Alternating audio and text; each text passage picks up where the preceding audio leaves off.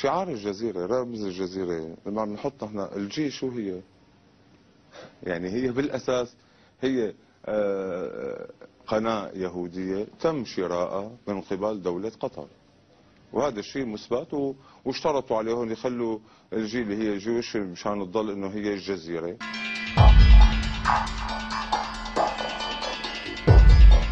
هدول هن اللي طالعين عم بيتظاهروا، هدول هن وبدهم اياهم مطرح رئيسنا، هذا مطرح الرئيس الشاب البطل، هدول هن بدهم اياهم يجوا، ولا اللي قاعد بفرنسا هذا اللي عمال يخرف واللي بايع وطنه وقابض ثمنه مقدما من 2005 هذا بده يجي يحكي لنا؟ إيه ما فشلوا، يروحوا يلعبوا بعيد.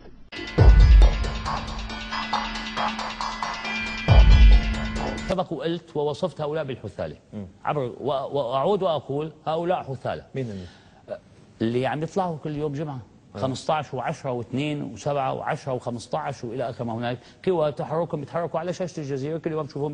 ما بدك تستثني حدا منهم؟ لا استثني احد. لا.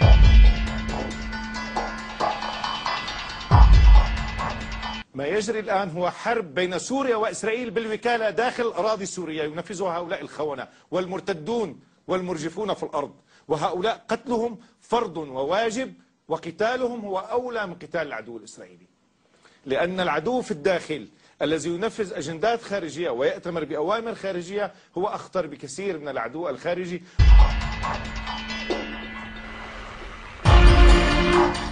وكلنا نعرف، ولكن يبدو أن أمير قطر ترازل حتى على أسياده، وللأسف أنا جريح جدا من سقوط أي دم سوري على الأرض السورية نتيجة هذا التحريض من قناة الجزيرة.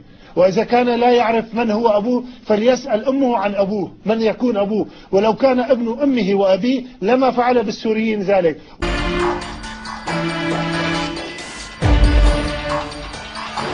نحن عم نسجلها وعندنا فوق عم تحلل كل شيء عم بيعملوه، تمام، فوق نفسيه، ونحن هلا عم نعمل ابحاث.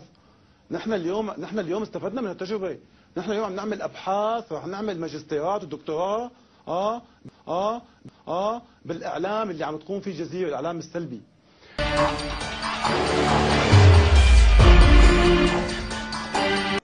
يا ايها الخنزير، يا من تدعي انك وصلت الى مرحله الصحابه، هل عندك الجرأة أن تقف أمام الملايين وتقول نعم كنت ممحونا وكان يلاط بي؟ إذا كنت قد ادعيت أنك صرت صحابيا، هل عندك الجرأة يا خنزير أن تقول هذا؟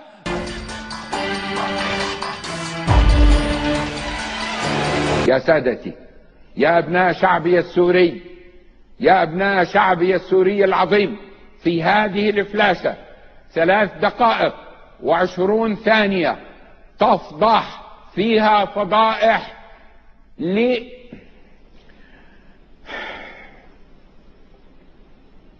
والله العظيم الحمد لله على كل ما يرضي الله، فيها فضائح لزوجة واحد خان الله وخان رسوله وخان الأمة لزوجته مع واحد من CIA.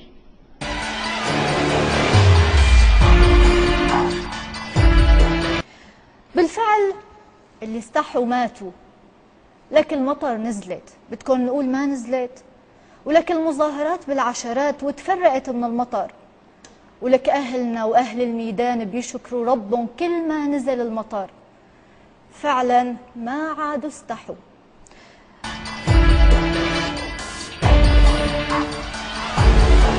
يجب أن أقول لك أنه لا يوجد مواطن في الشارع السوري يقتنع بذلك. ثم أين كان هذا الطفل؟ كان هذا الطفل وحمد الخطيب يهاجمون مساكن طيبة لسبي النساء، ويجب أن نعترف بالحقيقة ونسمي الحقائق بأسمائها.